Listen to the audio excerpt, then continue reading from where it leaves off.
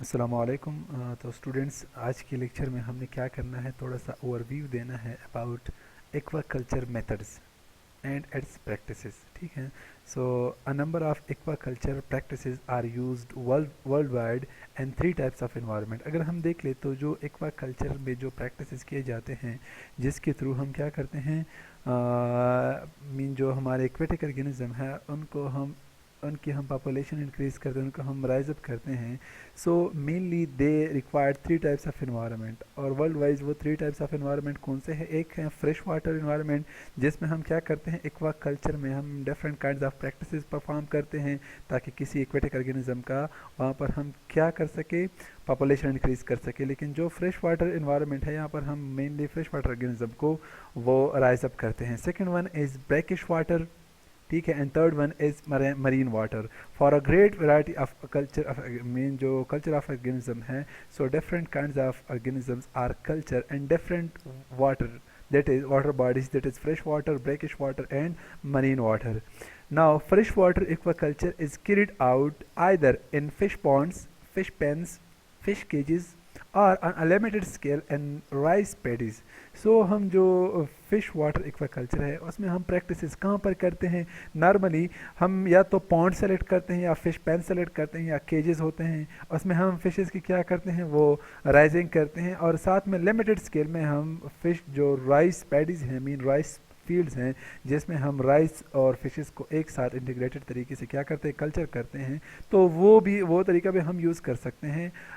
कौन से प्रैक्टिस में? फ्रेश वाटर एक्वाकल्चर में। सो सेकंड वन क्या है कि brackish water aquaculture is done mainly in fish ponds located in coastal area. अब ये जो ब्रैकिश वाटर है, ये इसमें हम जो प्रैक्टिसेस है एक्वाकल्चर के, वो मेनली कहाँ पर करते हैं?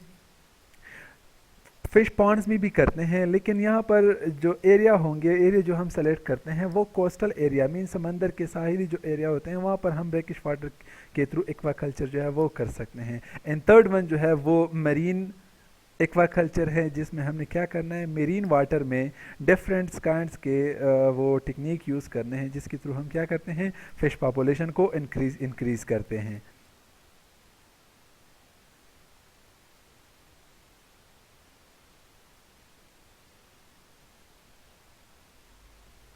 अब अगर हम देख ले तो classification of fish culture system, जो फिश कल्चर सिस्टम है उसको फर्दर क्लासिफाइड किया गया है। इसके ऊपर भी इंट्रोडक्टरी क्लास में हम डिस्कशन कर चुके हैं कि on the basis of culture हमारे साथ different kind of cultural technique है, जिसमें फर्स्ट वन है मोनोकल्चर, सेकंड वन है पॉलीकल्चर, थर्ड वन है monosex culture and last one है पॉलीसेक्स कल्चर। ठीक है।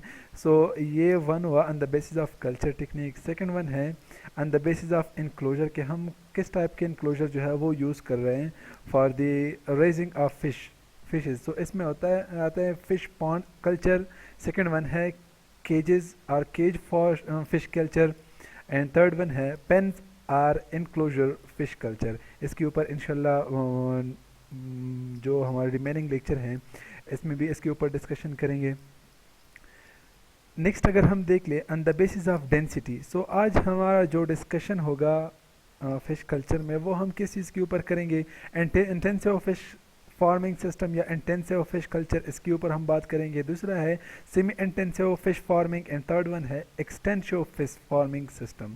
सो हमारा ओवरऑल जो टुडे लेक्चर है उसमें हमारा डिस्कशन का जो टॉपिक रहेगा वो कौन सा है कि on the basis of density जो फिश फार्मिंग है वो कितने टाइप्स के हैं और इसमें बेसिकली होता क्या है। ठीक है।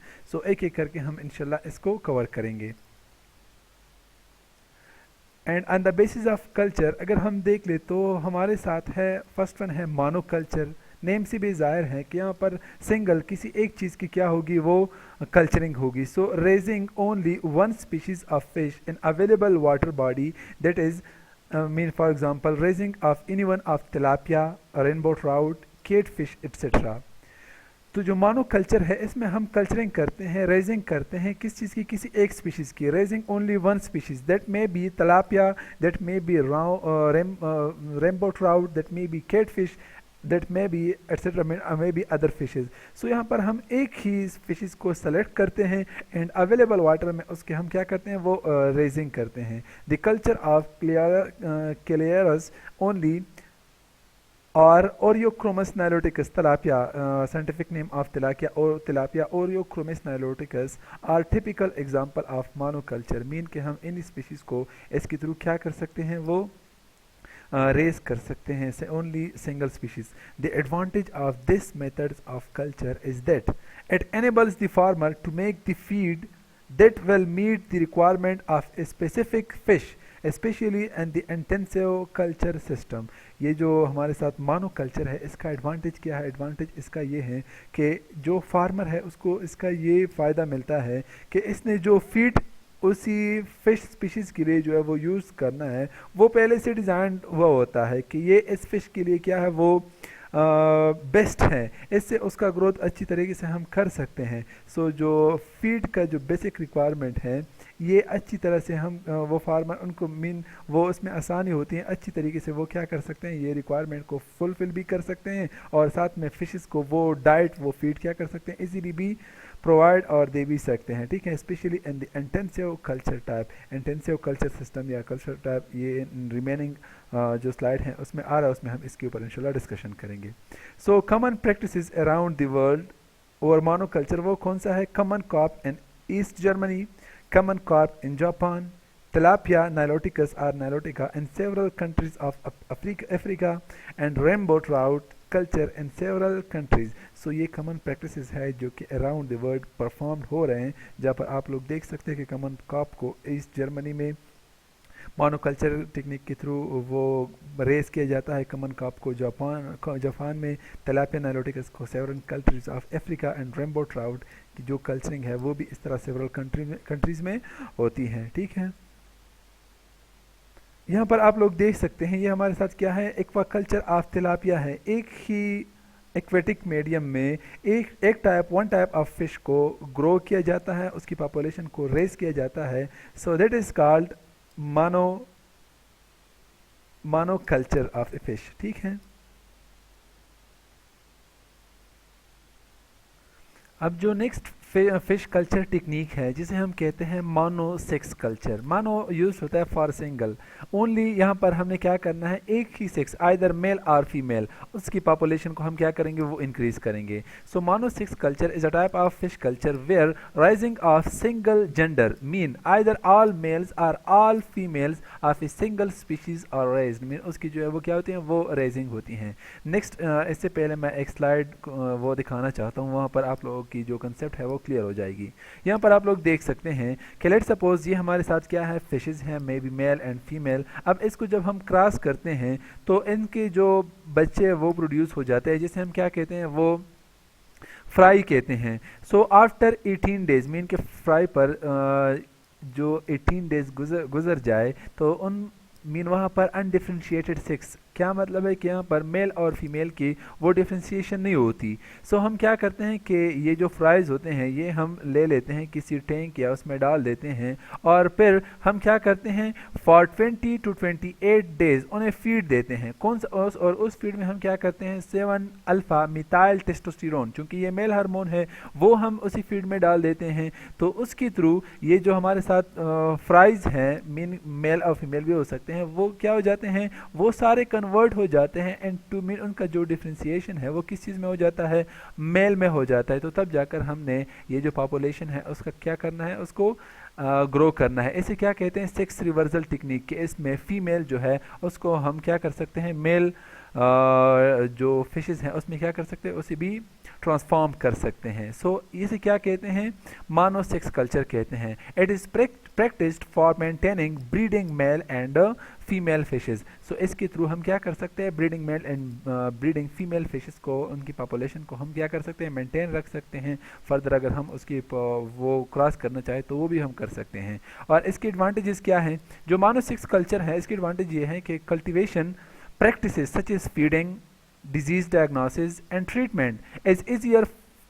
अब ये जो हमारे साथ मोनोसेक्स कल्चर है इसमें जो हम फीड देते हैं जिस तरह यहाँ पर अल्फा 7 मिथाइल टेस्टोस्टेरोन वो हार्मोन हम देता कि इसकी वो डिफ्रेंशिएशन हो जाए मेल में। इस तरह हम फीड भी वो फिश की रिक्वायरमेंट के बेस पर वो डिज़ाइन करते हैं। सो एक वन टाइप ऑफ फिश के लिए फीड डिज़ाइन करना वो भी आसान है, और साथ में डिजीज़ डायग्नोसिस एक ही फिश में एक डिजीज़ काज हो गई तो लेट सपोज रिमेनिंग जो फिशेस हैं उनमें भी वो डिजीज़ हैं, कॉमन डिजीज़ हैं, तो हमने एक फ़िश को निकालना है और उसमें उसकी डायग्नोसिस करनी है, तो ये आसान हो जाए। तीसरा ये कि treatment is easier. For example अब डायग्नोसिस के बाद हमने क्या करना है, उसका इलाज लेना है, उसका इलाज तैयार करना है। सो उस एक ही फ़िश के लिए अगर हमने वो ट्रीटमेंट तैयार कर लिया तो बाकी सारे फिशेस के ऊपर हम वो अप्लाई कर सकते हैं। And it is also easier. For example feeding is easier for a single species due to uniform feeding habit. अब इसके साथ अगर आप लोगों को पता हो तो जो फिशेस होते हैं वो एक ही स्पेसिफिक फीड के ऊपर वो उनका एक स्पेसिफिक रोल होता है, एक स्पेसिफिक नीच होता है,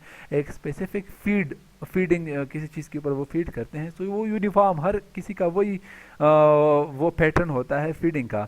तो एक स्पीशीज़ का फीडिंग पैटर्न वो आइडेंटिफाई करना बहुत ही आसान है, उसको मैनेज करना भी बहुत ही आसान है। तो ये एडवांटेजेस हैं किस चीज़ की, मानो सेक्स कल्चरिंग की।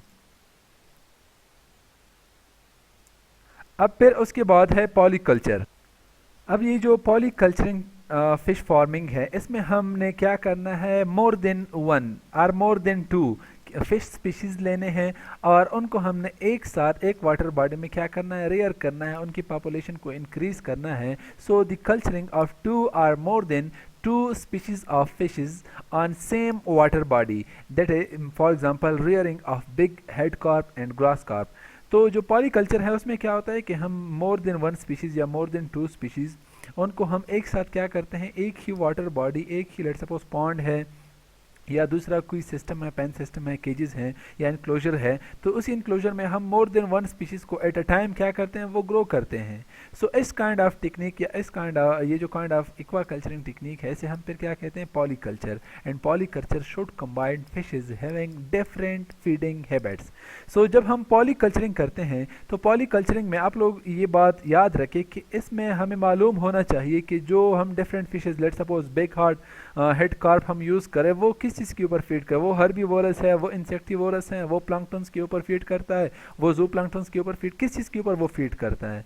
सो आप लोगों को उनका फीडिंग हैबिट वो मालूम होना चाहिए कि बिग हेड कार्प का फीडिंग हैबिट क्या है एंड ग्रास कार्प का हैबिट फीड हैबिट मीन वो क्या है। ये क्रॉस नहीं होने चाहिए कि ये जो स्पीशीज़ आप यूज़ करते हैं वो एक ही फीड के ऊपर क्या करे, वो उनका एक जैसा फीडिंग हैबिट हो। तो उसी दौरान आप लोग वो डिसाइड करते हैं, लेट सपोज एक फिश है जो हर्बीवोरस दूसरा इंसेक्टिवोरस होगा। So in proportion that efficiently utilise these natural food. So जो पॉलीकल्चरिंग मेथड है इसमें नॉर्मली नेचुरल फूड या नेचुरल एनवायरनमेंट उसको यूटिलाइज किया जाता है। में जो हम पॉन्ड कंस्ट्रक्ट करते हैं तो उनमें हम चूँकि इनके फीडिंग हैबिट्स हर ऑर्गेनिज्म का नेचर हमें मालूम होता है तो हम उसी के मुताबिक जो हमारा पॉन्ड होगा उसको कंस्ट्रक्ट करेंगे और वहाँ पर एफिशिएंटली जिस तरह नेचर में नेचर को जो नेचुरल एनवायरनमेंट जो वो फूड यूज़ करते हैं इसके ऊपर वो फीडिंग करते हैं, तो इस तरह हम जो हमारा कंस्ट्रक्टिव एनवायरनमेंट होगा उसमें भी हम नेचुरल एनवायरनमेंट को लेकर आ सकते हैं ताकि इजीली जो नेचुरल फूड हो वो क्या हो, यूटिलाइज्ड हो। अब नेक्स्ट क्या है, नेक्स्ट ये है कि फिशेस यूज्ड इन पॉलीकल्चर, कि जब हम पॉलीकल्चरिंग के through different species of fishes उनको कल्चर करते हैं तो हमने उनको सेलेक्ट करना है। So combination of 3 Chinese carps that is big head carp, silver carp and grass carp and the common carp are most common and polyculture. Mean के जो हमारे साथ पॉलीकल्चर है उसमें आप लोग क्या कर सकते हैं, ये जो डिफरेंट स्पीशीज़ हैं किस चीज़ की, चाइनीज़ कार्प्स या कार्प की, कार्प फैमिली, उसमें big heart silver fish, silver carp हो गया या ग्रास कार्प, इसको या कॉमन कार्प जो है इसको आप कंबाइंडली क्या कर सकते हैं, पॉलीकल्चरिंग में एक साथ इसे ग्रो कर सकते हैं। Other species may also be used while fish may be grouped into broad categories based on their feeding habits. अब देखते हैं कि किस तरह हमने उनकी कैटेगरीज जो है वो बनाने होंगे। So the descriptions of the fish feeding habits categories and example of fish from each categories are is following, that is one is plankton feeders, कि ये हमारे साथ ऐसे फिशेस होंगे जो किस चीज़ के ऊपर फीड करेंगे, जो स्मॉल क्रिएचर्स हो वाटर के ऊपर, वो क्या करते हो, वो फीड करते हो, may be phytoplanktons, may be zooplanktons, तो वो उसके ऊपर क्या करेंगे, वो फीड करेंगे। So planktons is usually the most plentiful food and the pond, mean के जो बेस्ट सोर्स है फूड का मेनली वो कौन सा है, प्लैंक्टन्स, ठीक है। So it is essential to include a plankton feeding fish in a polyculture system. So हम क्या कर सकते हैं, चूंकि प्लैंक्टन्स वो इजीली अवेलेबल होते हैं, तो इजीली अवेलेबिलिटी का मतलब ये है कि इसमें हम ऐसा फिश सेलेक्ट कर सकते हैं जो क्या हो, प्लैंक्टन्स फीडर हो, जो प्लैंक्टिवोरस हो, प्लैंक्टिवोरस के ऊपर वो क्या करते हैं, वो फीड करता हो। So this group of fish feeds on the tiny free floating plants, that is phytoplanktons, and animals, that is zooplanktons, which multiply abundantly in a fertilized pond। और उसकी वो एडवांटेजेस फाइटोप्लैंक्टन्स और जूप्लैंक्टन्स की ये भी हैं कि ये इजीली मल्टीप्लाई हो सकते हैं ऐसे पॉन्ड में जो क्या फर्टिलाइज्ड पॉन्ड हो, मीन वहाँ पर न्यूट्रिशन की बिल्कुल कमी ही ना हो, ठीक है। So two types of fish, two fish typical of this group are the silver carp and big head carp। सो ये जब भी आप लोग पॉलीकल्चरिंग मीन लेट सपोज कार्प के लिए वो पॉलीकल्चर सेटअप वो डेवलप करना चाहते हैं, तो इसमें आप लोग प्लैंक्टन फीडर्स के लिए सिल्वर कार्प और फिर उसके साथ बिग हेड कार्प को भी आप लोग यूज़ कर सकते हैं। फिर उसके बाद है हर्बीवोर्स। अब हर्बीवोर्स चूँकि हम कार्प फैमिली के ऊपर बात कर रहे हैं, so this group of fish feeds on aquatic vegetation. Herbivores name से भी ज़ाहिर है कि ये हर्ब्स के ऊपर, वेजिटेबल के ऊपर या प्लांट्स के ऊपर क्या करेंगे, वो फीड करेंगे। So they feeds on aquatic vegetation and the grass carp is the most noted for this behavior and is stocked in ponds for feeds control। और ये जो हमारे साथ ग्रॉस कार्प हैं, ये क्या है बेसिकली, इसका नीच ये है कि ये हर्बीवोर्स हैं, ये हर्ब्स के ऊपर फीड करता है और इसके थ्रू हम क्या कर सकते हैं, किसी भी स्टॉक्ड पॉन्ड्स में वीड्स को भी कंट्रोल कर सकते हैं, क्योंकि इसका बिहेवियर क्या है कि ये हर्बीवोर्स हैं, ठीक है। नेक्स्ट है हमारे साथ बॉटम फीडर्स। अब fishes in this group feeds primarily at the pond bottom. अब ये पॉन्ड बॉटम में किस चीज़ के ऊपर फीड करते हैं, they consume a variety of decaying organic matter, aquatic organisms such as clams, insects, worms, snails and bacteria living in or on the sediments। so ये जो बॉटम फीडर होते हैं, ये मेन पॉन्ड्स हैं या जो सिस्टम आप लोगों ने डिज़ाइन किया है, ये उसी सिस्टम के बॉटम में क्या करेंगे, फीडिंग करेंगे। किस चीज़ के ऊपर, एक ये कि ये डिकेइंग मैटर के ऊपर भी फीड कर सकते हैं, किसी एक्वेटिक ऑर्गेनिज्म जिस तरह क्लैम्स हो गए या दूसरे जो हमारे साथ इंसेक्ट्स हैं, वर्म्स हो गए, या इस तरह मोलस्क भी हो सकते हैं जिस तरह snail, and also bacteria that is present over the sediments or inside the sediments. तो इसके ऊपर ये ऑर्गेनिज्म क्या करते हैं, वो फीड करते हैं। And the common carp that is cyprinus carpio is well noted for this behaviour. और ये जो सेप्रेनस कार्पियो है, कॉमन कार्प, वो नॉर्मली क्या है, बॉटम फीडर है, बॉटम में ही फीडिंग करता है। किस चीज़ के ऊपर, maybe insects, maybe clams, worms, snails and also bacteria. तो ये आप लोग याद रखें।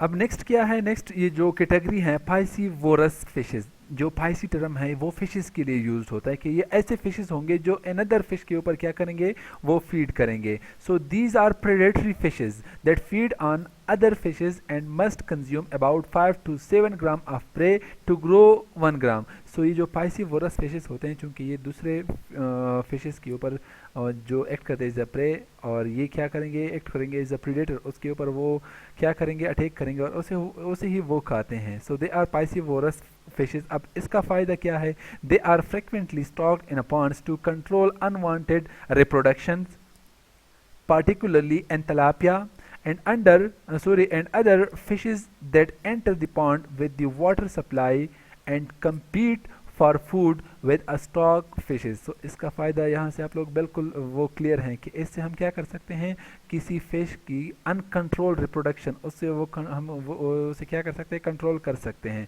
पाइसिवोरस फिशेस के through, particular in tilapia and other fishes that enter the pond with the water supply. या कोई दूसरा फिश है जो वाटर सप्लाई के थ्रू किसी पॉन्ड या किसी टैंक या जो फेंस हम यूज़ करते हैं उसमें एंटर हो रहा है।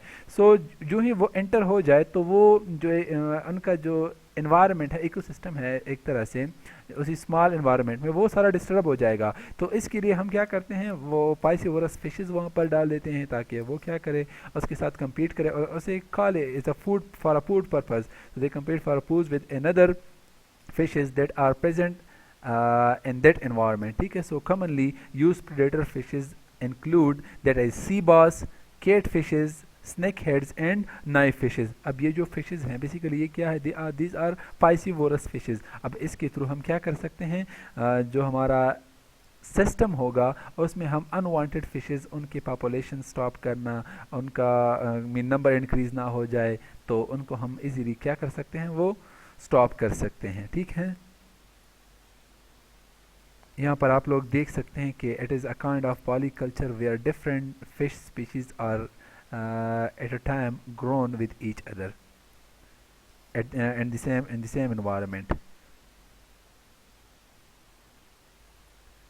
अब अगर हम देख ले तो on the basis of density fish farming is commonly described as extensive fish farming, second one is semi intensive fish farming and third one is intensive fish farming. ये जो three terms हैं, these terms are generally related to the levels of inputs of feed और fertilizer and to the stocking density.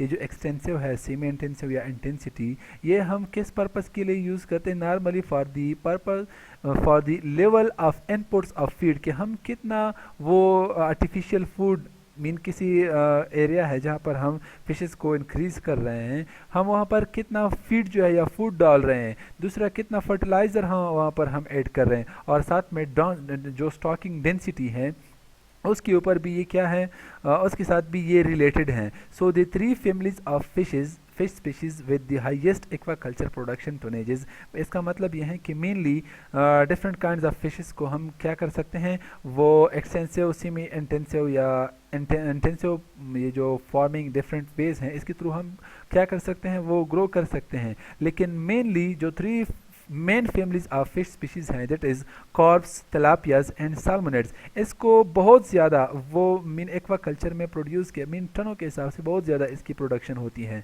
अगर हम देख ले which accounts for respectively 61%, mean जो culturing जो एक्सटेंसिव है, सीम इंटेंसिव या इंटेंसिव है, इसमें 61% किस चीज़ को कल्चर किया जाता है, कॉप्स जो फैमिली है, 9% तिलापियस को एंड 6% साल्मोनाइड्स को of the total global farm fish production tonnages या tonnage. Now the carp are often formed with different species of carp stocked together, that is polyculture system, to better exploit the different ecological needs of the pond ecosystem. इसके ऊपर हम already वो discussion कर चुके हैं, क्योंकि carp की जो फैमिली है उनमें डिफरेंट स्पीशीज़, उनका नीच वो एक दूसरे से मुख्तलिफ हैं. सो उसी पर्पस की बेसिस पर हम जो हमारा जो इकोलॉजिकल नीच हम वहाँ पर डिज़ाइन करते हैं, तो उसी इकोलॉजिकल नीच में वो पॉन्ड का जो इकोसिस्टम है वो अच्छी तरह से क्या कर सकते हैं, यूटिलाइज कर सकता है in a better way. And also carps and tilapia farming can be extensive, semi intensive और इंटेंसिव. सो कार्प और जो तिलापिया है इसको हम एक्सटेंसिव मेथड या सेमी इंटेंसिव मेथड और साथ में इंटेंसिव मेथड के थ्रू क्या कर सकते हैं, वो फार्म कर सकते हैं. But farming of salmonids, mostly Atlantic salmons and rainbow trouts, अगर आप लोगों ने सालमन्स उनकी वो क्या करने हैं, पॉपुलेशन को इंक्रीज़ करना है, तो वो उसके लिए आप कौन सी मेथड को अडॉप्ट करेंगे, इंटेंसिव, ओनली इंटेंसिव मेथड. और रिमेनिंग जो तिलापिया और कार्प्स हैं वो एक्सटेंसिव, सेमी इंटेंसिव और इंटेंसिव, इन तीनों के थ्रू हम क्या कर सकते हैं, फार्मिंग कर सकते हैं. लेकिन साल्मोनाइड्स के लिए हम कौन सा मेथड यूज़ करेंगे, intensive method. And catfishes family together comprise 8% of the total global farmed fish production tonnage and are often farmed very intensively. और इसके साथ अगर हम catfishes देख ले, जो उसका फैमिली है उसको भी 8% ग्लोबली वो फार्म किया जाता है टनों के हिसाब से, ठीक है. और साथ में इसको हमने किस मेथड के थ्रू फार्म करना है या इसकी फार्मिंग करनी है, थ्रू इंटेंसिव मेथड, ठीक है. अब इंटेंसिव मेथड क्या होता है इसके ऊपर इंशाल्लाह आज डिस्कशन करेंगे. Now first one is extensive fish farming. अब extensive fish farming क्या होता है? It is the most extensive fish farming. In the most extensive fish farming, the fish feed entirely from the food web within the pond, which may be enhanced by addition of fertilizer or manure. बहुत ही simple है. जो extensive fish farming है ये just like natural environment है कि natural environment में हर एक जो ऑर्गेनिज्म है वो नेचुरल इन्वायरमेंट में मेन उसका एक स्पेसिफिक नीच होता है और वो उसी इकोसिस्टम में किसी खास मेन किसी स्पेसिफिक चीज़ के ऊपर वो फीड करेंगे। क्लियर है। सो जिस तरह नेचुरल एनवायरनमेंट में ऑर्गेनिज्म वो इंक्रीज होते हैं उनके मेन उनके नेचुरल एनवायरनमेंट में उसकी रियरिंग होती है। सेम इज़ द केस कि यहाँ पर हमने क्या करना है, एक आर्टिफिशियल पॉन्ड वो डिज़ाइन करना है, उसकी सेटअप करनी है। फिर हमने उसी पॉन्ड में इस तरह चेंजेस करने हैं कि वहाँ पर जो इकोसिस्टम है वो नेचुरल एनवायरनमेंट जैसा बन जाए, जिसमें नेचुरल एनवायरनमेंट में वो ऑर्गेनिज्म क्या करते हैं, सर्वाइवल करते हैं। और साथ में हमने डिफरेंट इकोलॉजिकल नीचेस, जो इकोलॉजिकल नीच होते हैं उनका भी हमने ख्याल रखना है। किस तरह? पॉन्ड्स नेचुरल और artificial and lagoons are fertilized to promotes the presence of phytoplanktons, that is microscopic plants, zooplanktons mostly small crustaceans, and aquatic vegetation which form the base of the aquatic food pyramids। अगर हम pyramid देख लें, अगर आपको pyramid में कोई मसला है तो इसके ऊपर भी हम जो हमारा चैनल है वहाँ पर ऑलरेडी हम कुछ वीडियोस अपलोड कर चुके हैं इकोसिस्टम में, वहाँ पर आप लोग पिरामिड्स देख सकते हैं। सो पिरामिड्स में हम ऑर्गेनिज्म की वो डेंसिटी कहाँ कितनी एनर्जी मिल रही है, सो इसके ऊपर वो वहाँ पर डिस्कशन हो गई है। लेकिन चूंकि जो पिरामिड है जो बेस है पिरामिड का, वहाँ पर मोस्टली कौन से ऑर्गेनिजम्स आते हैं? प्रोड्यूसर्स। और प्रोड्यूसर में कौन से हैं? Aquatic vegetation. ठीक है। फिर एक्वेटिक वेजिटेशन के ऊपर जो दूसरे फाइटोप्लैंक्टन्स हैं या जूप्लैंक्टन्स हैं उसकी हम अरेंजमेंट करते हैं। सो जब हम पॉन्ड्स डिज़ाइन करते हैं या लगोन्स डिज़ाइन करते हैं और fertilize to promote the presence of phytoplanktons, तो हमने क्या करना है कि इसी इन्वायरमेंट में फाइटोप्लैंक्टन्स वो भी क्या करने हैं, इसमें ऐड करने हैं, जूप्लैंक्टन्स भी इसमें ऐड करने हैं। और साथ में एक्वेटिक वेजिटेशन, जो एक्वेटिक मीडियम में क्या कर सकते हैं, अपने पॉपुलेशन को इंक्रीज कर सकते हैं। क्योंकि बाज़ स्पीशीज़ ऐसे होते हैं जो हर्बीवोर्स होते हैं, बाज़ ऐसे होते हैं जो प्लैंक्टन्स के ऊपर फीड करते हैं, बाज़ ऐसे होते हैं जो किसी के ऊपर फीड करते हैं, जूप्लैंक्टन्स के ऊपर। सो इन सब का हमने क्या करना है, वो ख्याल रखना है। और इसके थ्रू हम क्या कर सकते हैं, किसी पॉन्ड्स को एक्सटेंसिव फिश फार्मिंग के लिए वो डिज़ाइन कर सकते हैं। फिर उसके बाद क्या है, this encourages the development of marketable animals at a higher yields than that of the natural ecosystem। अब चूंकि हमें पता होता है कि हमने यहाँ पर कितने फिशेस उसको ग्रो करना है, कितना हमारा स्टॉकिंग डेंसिटी कितना है, तो उसी बेस पर हम यहाँ पर प्लैंक्टन्स को भी डिसाइड करते हैं कि हमारे साथ प्लैंक्टन्स कितने होने चाहिए। मीन एक लेट्स सपोज एक फिश है जो प्लैंक्टन्स के ऊपर फीड कर रहा है, तो हमें पता होना चाहिए कि इनका स्टॉकिंग डेंसिटी हमारे साथ कितने हमारे साथ फिशेस हैं हमारे पॉन्ड में, 1000 है, 2000 है, 500 है, 100 है, कितने हैं। सो इसी उसने ग्रो भी करना है ना, तो इसके लिए हम प्लैंक्टन्स को भी डिसाइड करते हैं कि फाइटोप्लैंक्टन्स की पॉपुलेशन कितनी होनी चाहिए, इस तरह जूप्लैंक्टन्स की कितने होने चाहिए, क्रस्टेशियंस की कितने होने चाहिए, और साथ में जो एक्वेटिक वेजिटेशन है उसकी कितने होने चाहिए, ताकि जो डिमांड है वो क्या हो जाए, यहाँ पर उन फिश स्पीशीज़ के लिए वो डिमांड पूरा हो जाए। So this encourages the development of marketable animals.